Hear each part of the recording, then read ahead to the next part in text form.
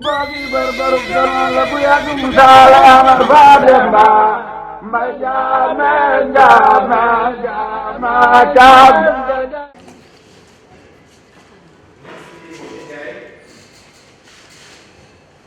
Monsieur le représentant du ministre de l'Agriculture, de la Souveraineté alimentaire et de l'élevage, Monsieur le président du CNG des courses hippiques, Monsieur le vice-président du CNG des courses hippiques, chers éleveurs, chers participants, je vous nomme l'ensemble des acteurs de la presse ici présents. Je voudrais tout d'abord vous remercier d'avoir répondu massivement présent à cette rencontre. Nous reviendrons plus amplement sur l'importance de cet atelier. Ainsi, je voudrais vous souhaiter la bienvenue au nom du conseil d'administration du Haras national, au nom de l'ensemble du personnel et à mon nom propre. Cela dit, mesdames et messieurs, permettez-moi de saluer le leadership et l'engagement de M. Mohamedou Lamine Diop, président du Comité national de gestion des courses hippiques, dont l'esprit d'ouverture a permis aujourd'hui de vous accueillir dans ce temple du cheval. Cette démarche inclusive traduit le rôle de l'élevage équin dans les courses hippiques. J'allais dire que sans Haras, il ne peut pas y avoir de course. J'allais même ajouter que sans un élevage de qualité, il ne saurait y avoir de course qui intéresserait l'ensemble de notre population. C'est pour cette raison d'ailleurs qu'aujourd'hui, nous sommes ravis de vous recevoir pour vous montrer la dynamique dans laquelle nous nous sommes inscrits pour faire en sorte que les prestations du Haras national soient de qualité à travers une génétique de qualité et à travers des équipements modernes, mais tout cela conduit avec des ressources humaines hautement formées. Donc, mesdames et messieurs, c'est en ces termes que je voudrais très chaleureusement vous souhaiter la bienvenue. Merci, mesdames et messieurs. Monsieur le représentant des ministres des Sports et de l'élevage, Monsieur le directeur général du Haras national, Messieurs et Madame les journalistes, chers collègues, je suis ravi de vous accueillir aujourd'hui à ce séminaire organisé par le CNG des courses hippiques en collaboration avec le Haras national.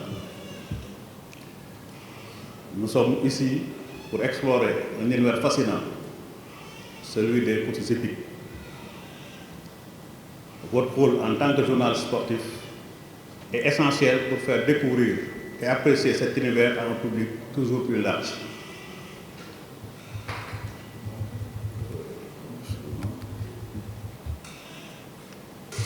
Aujourd'hui, nous allons plonger ensemble dans les détails de ce domaine, découvrir les spécificités et en maîtriser les terminologies.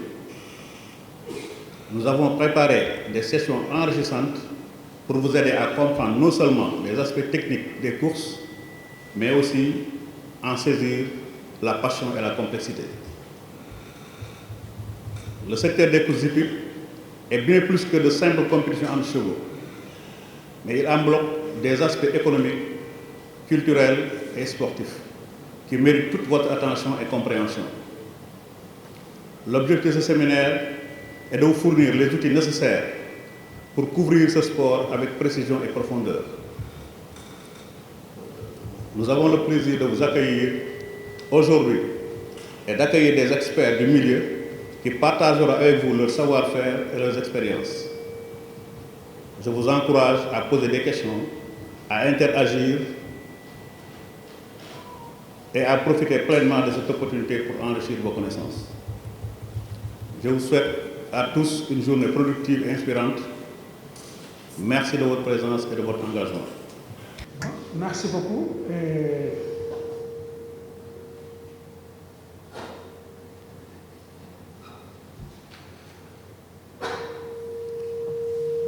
Merci de reprendre la parole. Et ça sera certainement pour,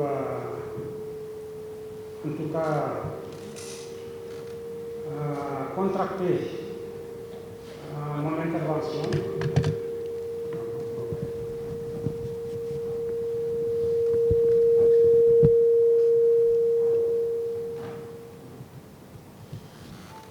En tenant compte donc du retard que nous avons accusé, je ne pourrai pas, en tout cas, vous communiquer la totalité du texte que j'avais prévu. Mais compte tenu de mon vécu, je vais essayer de vous parler de la filière équine au niveau aussi bien mondial qu'au niveau du Sénégal. Encore une fois, je remercie le CNG qui nous a permis quand même d'avoir l'opportunité de devoir expliquer à nos amis, en tout cas de la presse, la situation de la filière et puis surtout de la partie course hippique. Comme vous le savez, au niveau mondial, le cheval, quand même, je ne l'apprendrai à personne, a toujours été le meilleur ami ou le meilleur compagnon de l'homme dans ses conquêtes. Et je ne vais pas revenir sur l'aspect utilité au niveau des guerres, au niveau de l'agriculture, au niveau du transport et au niveau des sports dans son utilisation moderne actuellement. Je vais juste vous rappeler que dans la forme moderne des courses, les formes modernes sont apparues en tout cas au niveau de l'Europe, vers le XVIIIe siècle, ou le XVIe siècle plutôt. Et la partie que nous connaissons le mieux, c'est la partie française, en sachant qu'ils ont copié en tout cas l'Angleterre, qui a été en tout cas la patrie mère de l'amélioration génétique des chevaux utilisés au niveau des courses hippiques. Donc le pur sang anglais, c'est l'Angleterre, le pur sang anglais a été créé au niveau de l'Angleterre, vers le XVIe, XVIIe siècle. Et tenant compte de cette organisation qui avait comme soubassement l'amélioration des races au niveau de l'Europe, en sachant que les courses ont bien débuté au niveau du monde arabe.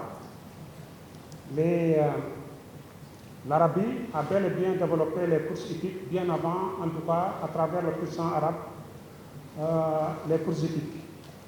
Et pour développer l'amélioration génétique, après le rôle joué par le cheval dans les guerres et autres, l'Europe était obligée, en tout cas, de se rattraper en créant des centres à travers les haras pour créer l'amélioration génétique, notamment par la création de races adaptées. C'est ainsi qu'au niveau de la France, pour la première fois, sous le règne de Louis XIV, la première fois on a fait état de course hippique. C'était vers 1638. Et depuis lors,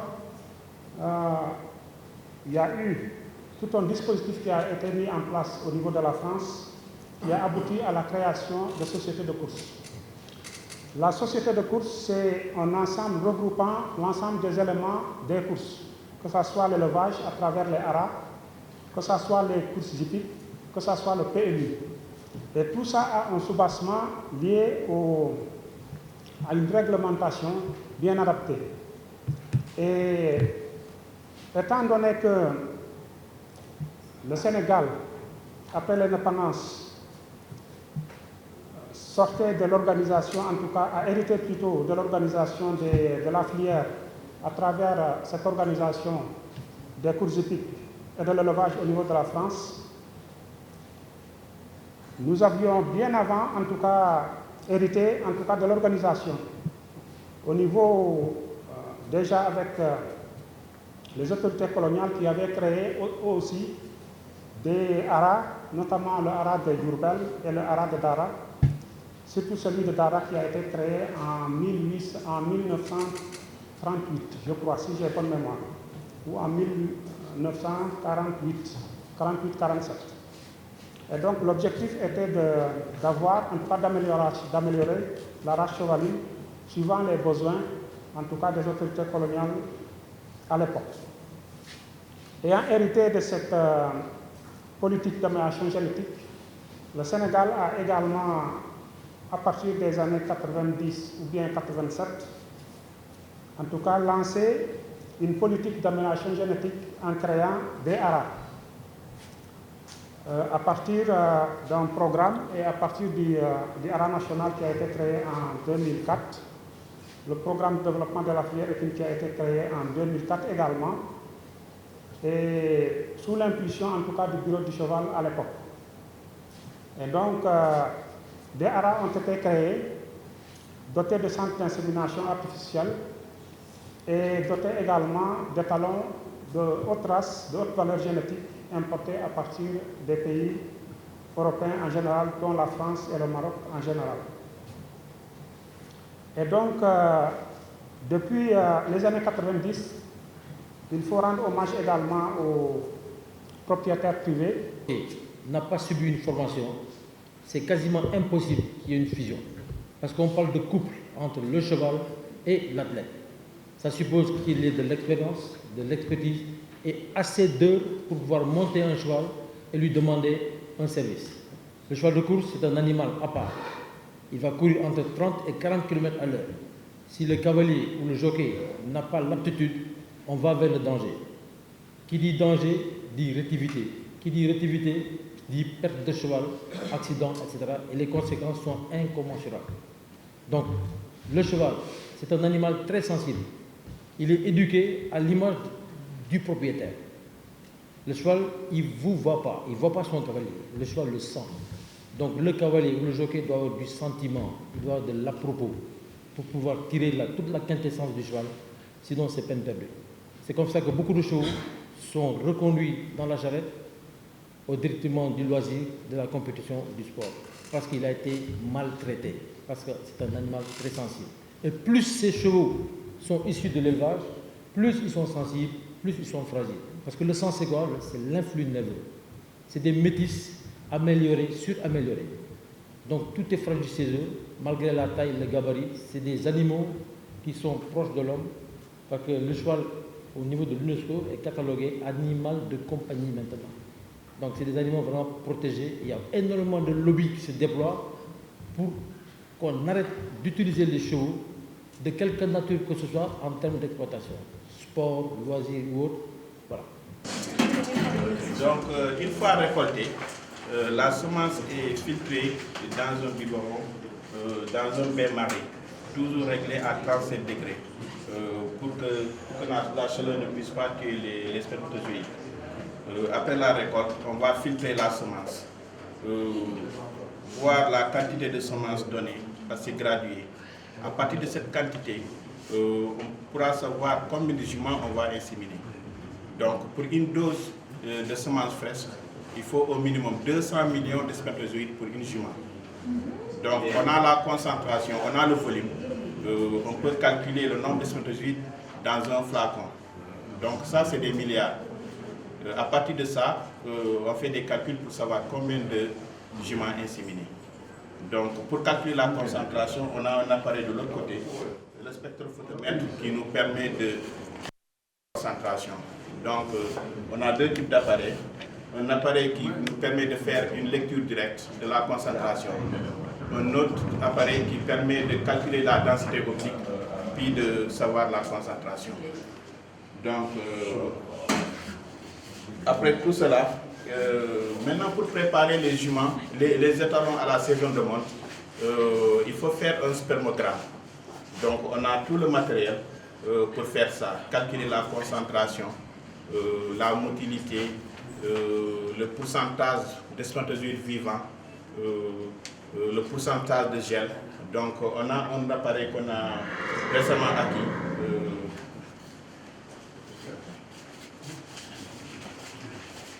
Un appareil Ceros. Ça nous permet de faire le spermogramme pour chaque saison. Donc chaque début de saison, tous les étalons sont vérifiés, voir est-ce que cet étalon il est apte pour la saillie. Ou bien chaque étalon, quel nombre de juments il pourra faire dans la saison. Ça dépend du rythme de la récolte.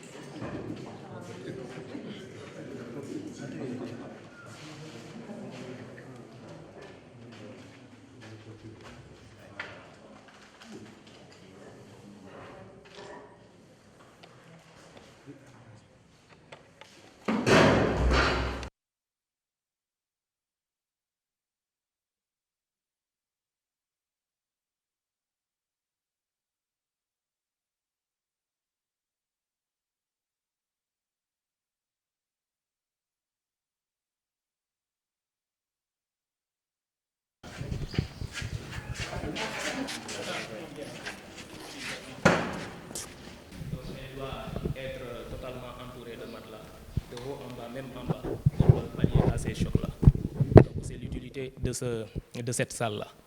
Donc nous avons aussi 3 boxes d'hospitalisation, la salle d'imagerie médicale et la salle d'examen. Donc je vous invite à venir voir la salle d'imagerie médicale et d'examen.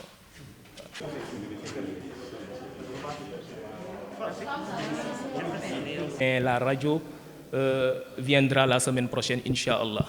Donc comme vous le voyez, elle doit être totalement plombée pour se protéger contre les rayons ultraviolets. N'est-ce pas? Donc, à part la salle d'imagerie médicale, nous avons à côté la salle d'examen. Et c'est dans cette salle que l'on fait les traitements, les diagnostics, etc.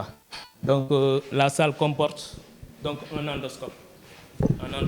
Une endoscopie est une méthode d'exploration visuelle et médicale de l'intérieur d'une cavité qui est inaccessible à l'œil nu. N'est-ce pas? Donc, l'instrument utilisé est l'endoscope, donc qui est composé d'un tube optique muni d'une caméra.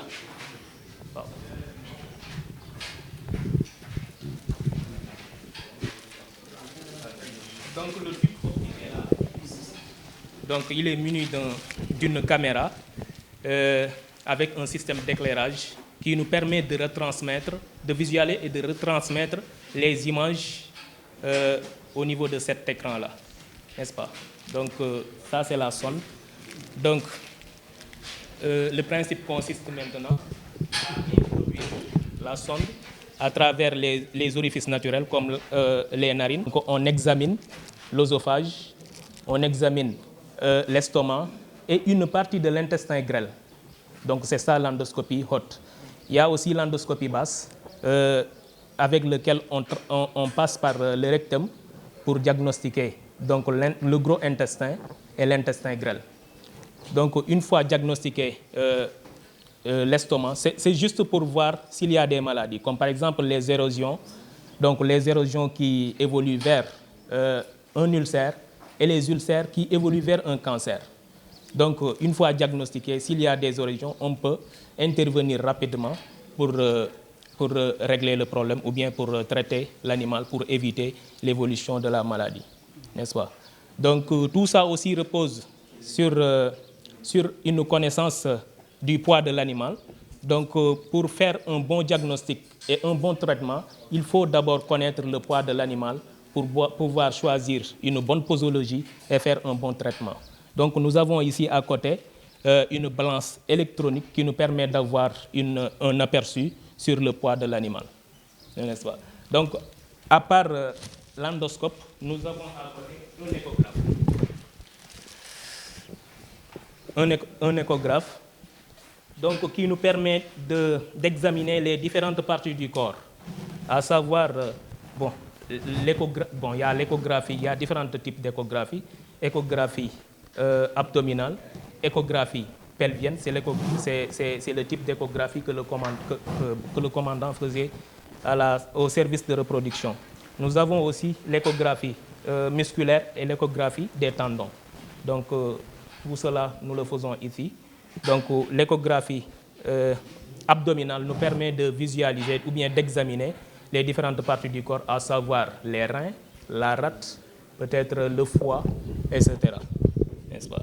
Donc, à côté aussi, nous avons un analyseur de sang qui nous permet d'analyser le sang, voir si les globules rouges sont élevés ou pas. Donc, les hématocytes. Donc, tout cela, c'est pour diagnostiquer aussi les différentes maladies. Donc, vous voyez, le poids de l'animal, ça tourne autour de 533 kilos. Vous le voyez. Donc, c'est le poids de l'animal qui fait le médicament. Donc, pour faire un bon traitement, il faut connaître le poids de l'animal pour pouvoir choisir la posologie et faire un bon traitement, n'est-ce pas? Donc, en quelque sorte, c'est ça. Donc, nous avons aussi un atelier de maréchalerie.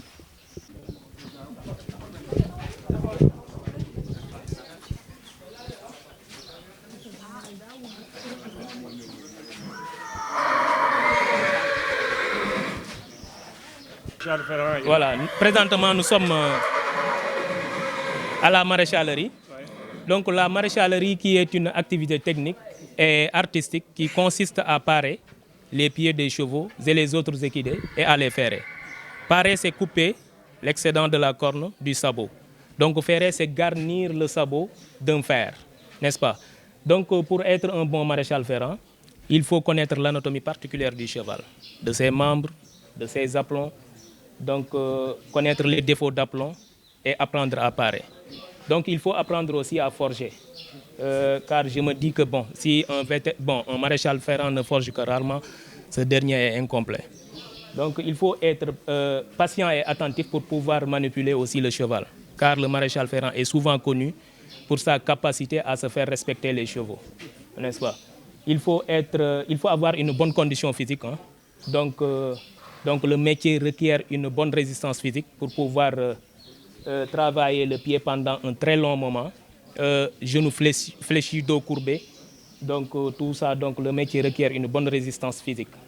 Donc il faut être aussi disponible, car de même que le vétérinaire, le maréchal ferrant est souvent appelé à des cas d'urgence, comme les boiteries, les abcès, etc.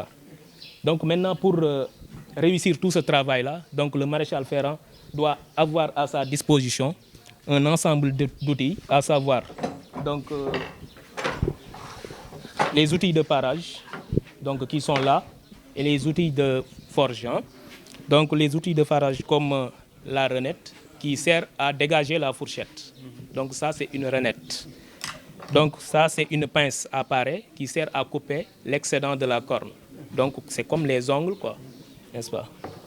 Donc nous avons un rogne-pied à l'aide d'une maillotche qui sert à couper l'excédent de la sole. La sole c'est ce qui se trouve sous le sabot, hein, n'est-ce pas? Donc après tout cela, nous avons ici une râpe qui sert au travail de finition, n'est-ce pas? Nous avons ici les outils de forge, à savoir pince à déferrer qui sert à enlever le fer, donc pince à crocodile ou à rivet qui sert à recourber le clou une fois inséré. Donc nous avons un marteau qui sert à recourber le fer avec un enclume aussi. Donc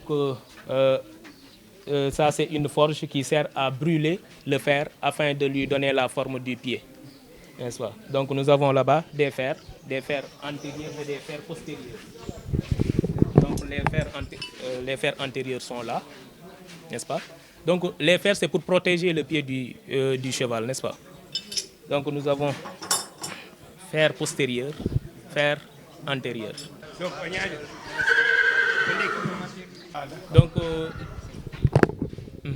Donc l'écurie des étalons qui abrite les étalons, qui sont au nombre de 14, donc 14 pur sang. Donc à l'intérieur des box, nous avons des abreuvoirs automatiques, mangeoires pour le concentré et mangeoires pour la fanne d'arachide. Donc c'est ce que nous distribuons ici, la fanne d'arachide le matin, donc le concentré vers 11h, donc vers 15h on répète la fanne d'arachide, donc vers 18h on donne le concentré. Donc les différentes mangeoires sont là, donc avec l'abreuvoir automatique. Donc c'est un abreuvoir automatique, donc c'est comme ça qu'on suit nos chevaux. Voilà.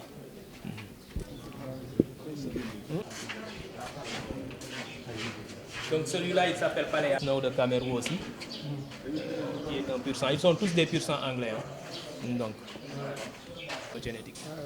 Ils n'ont pas de naissance? Non, si, il y en a. Lui c'est Uniram. Oui, né en 2011. Lui c'est Kudos, qui est né en 2018.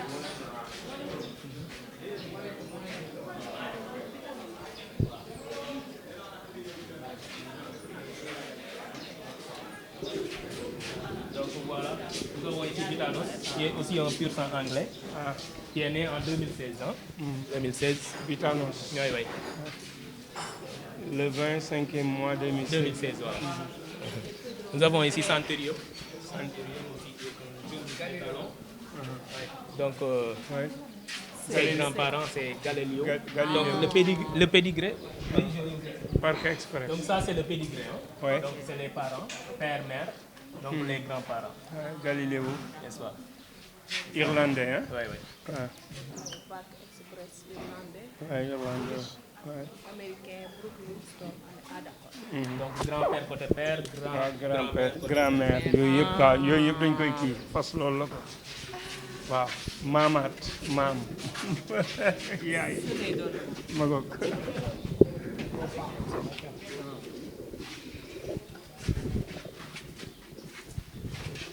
Donc lui c'est Go Party. waaw moom. Pardon. Go Party. Ouais. Il est né en 2010 lui aussi. Tannehill mooy kii ko right. Danzig Dynamique. Hein? Ouais. Donc il y a Bonifacio. Bonifacio.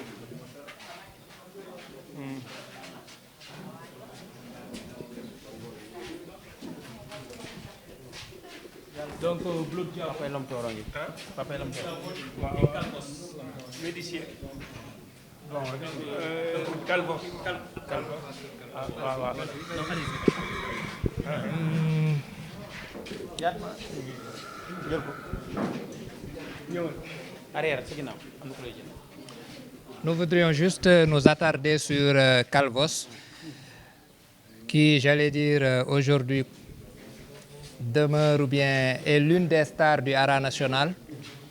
D'abord pour dire qu'il est le fruit d'une coopération entre le Haras national et le Haras du Quénet en France. Il est là depuis 2018.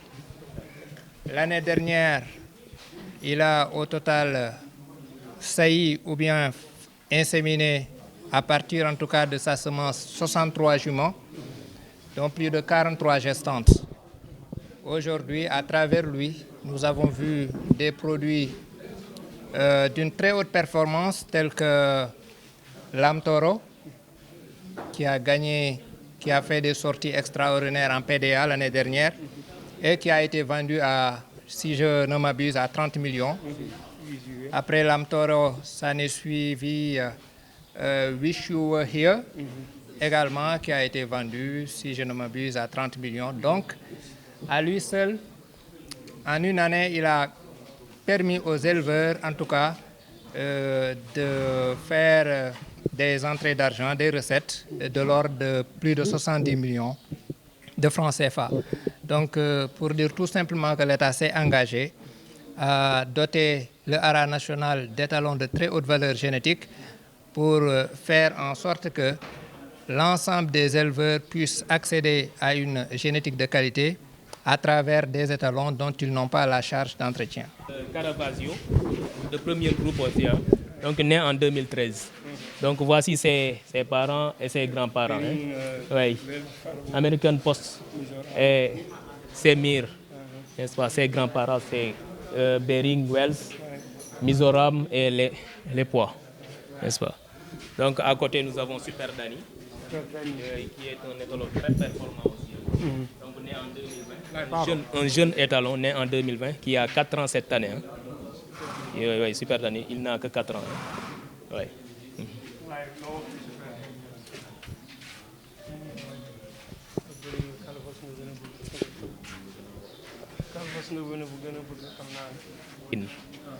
Donc ce sont ces 14 étalons qui sont à notre disposition pour pouvoir satisfaire l'amélioration génétique, n'est-ce pas? Voilà. Donc voici donc la Fantarachide qui est là, qu'on appelle communément Ngogne, n'est-ce pas? Donc le concentré est là. Donc qu'on distribue 2 fois par jour, matin et soir. Voilà. Oui, bien. Ils prennent toute la ration. Oui. C'est le concentré. Donc ce que l'on appelle communément repas. Oui. Donc voilà. Pour cela que c'est enfant là-bas. Paul, xam nga bii lay def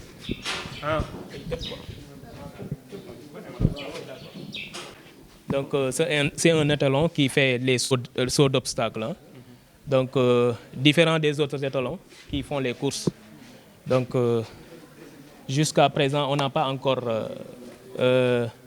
récolté Fanfala marine. Donc c'est quelque chose que nous prévoyons faire donc d'ici quelques mois. Donc il était à la gendarmerie pour faire les entraînements. C'est ça.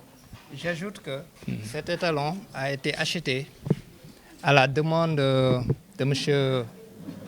Pape Seck, qui est membre du conseil d'administration du Haras national et qui souhaite que les chevaux qui sont spécialisés en saut d'obstacles également puissent avoir de la génétique pour pouvoir faire l'amélioration. Mais la demande n'est pas là. Donc c'est un étalon qui est là, entretenu, qui était déjà envoyé à la gendarmerie pour le dressage. Il sait le faire, c'est des sauts d'obstacles, mais la demande est beaucoup plus orientée vers les pur sang anglais. Et cela vous permet même de voir un peu la différence morphologique au niveau de la tête, par exemple, entre un cheval qui fait le saut d'obstacle et un autre, par exemple, pur sang anglais qui a la tête beaucoup plus fine. Celui-là, il a une tête beaucoup plus grosse.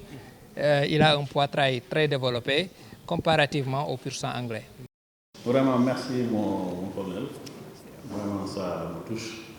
Je pense que c'est un cadeau qui revient à toute la filière et toute l'équipe du CNG. Je pense que nous arrivons à la conclusion de ce séminaire enrichissant, où nous avons pu échanger, apprendre, construire ensemble. Je tiens à saluer le déroulement exemplaire des ateliers et à exprimer ma gratitude envers mes collaborateurs, dont l'engagement sans faille a permis d'atteindre ces objectifs. Je demande à l'assistance de le donner.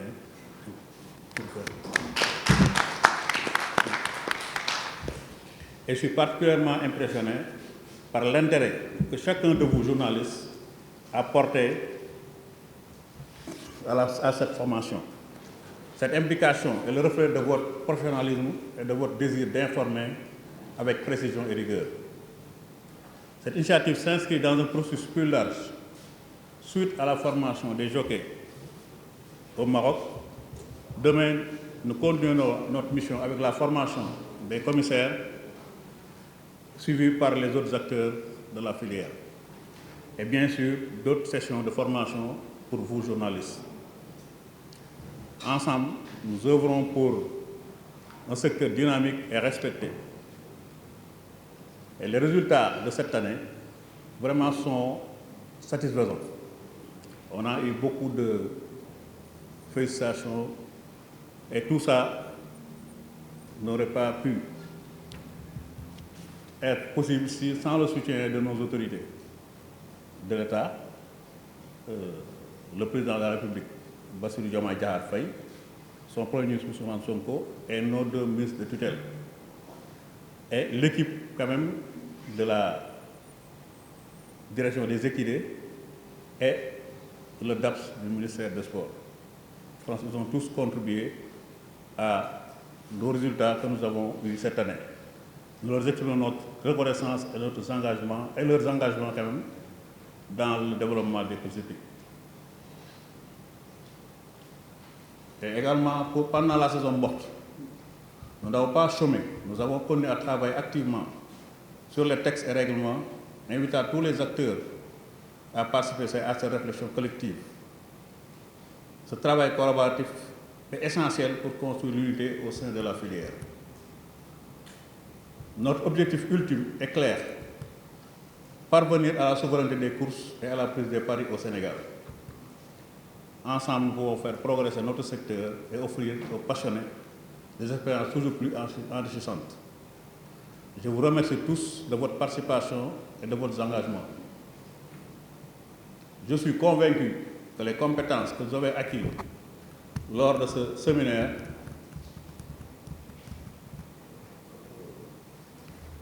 je vous remercie tous de votre participation et de votre engagement.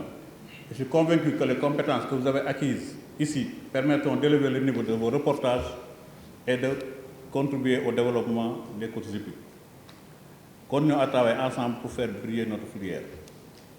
Je remercie tous les journalistes, tous les acteurs qui ont contribué à la réussite de cette journée.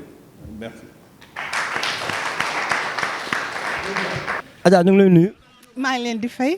yaa ngi direct as 200 média mooy seenu course yi tey yi nga ñëw fii ñëw séminaire bi ñu won course yi tey noo ko jàng noo jàng séminaire bi tey ji.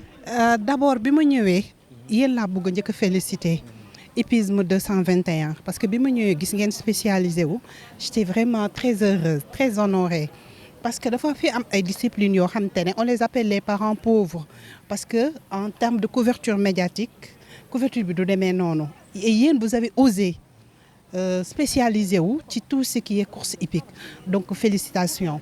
Suñ ndaje bi nag c'était très enrichissante comme rencontre jàng nañ fi on espère que dinañu gën a poursuivre liggéey bi la saison va démarrer bientôt couverture bi dinañ si gën a taxaw incha allah ñu koy promettre sénégalais yi dinañ ko gën a vulgariser ndax liggéey bu am solo bi nga xamante ne am na ko ci askan wi mais surtout ci wàllu koom. Adja lan la ñuy xaar Adja si course yi est-ce que Adja mën nañu ko xaar objectif bi mu nekk est-ce que mën na fa def wax développement course équipe. Chaque dimanche incha allah ñu ñëw couvrir léegi lu am ñu ngi ñëw nous serons présents incha allah merci beaucoup. gis nga ñëwoon nañ fii séminaire bi wan leen li fi nekk si biir séminaire bi wan leen ak journalistes yi ci teewaay président Lamine Diop ci liggéey mucc ay moom di la wan tey ñi nga xam ne tey journaliste tey ñu bëri tey ñoo sportif yëpp day woon nañ fi tey ñu wan leen lan moo xew si biir arabe yi ñu xam lan mooy course pour mun a jaar suñu course yi ndax nit mënut a dem benn équipe mënut a dem sans média sans journaliste sans dara tey moo tax la muy jox tey indi mooy yu bap indi journaliste yi Dakar Ndiaye yëpp ak journal fépp Sénégal journal nekk rek indi nañ leen fii tey wan leen ni fii tey lan nekkoon si arène nationale si teewaay président Lamine Diop maanaam sama caméraman sama rak sama xarit yaat ma boogi barbaru doon la bu yàgg musaala amar faa demba mbay jaame jaame jaame jaame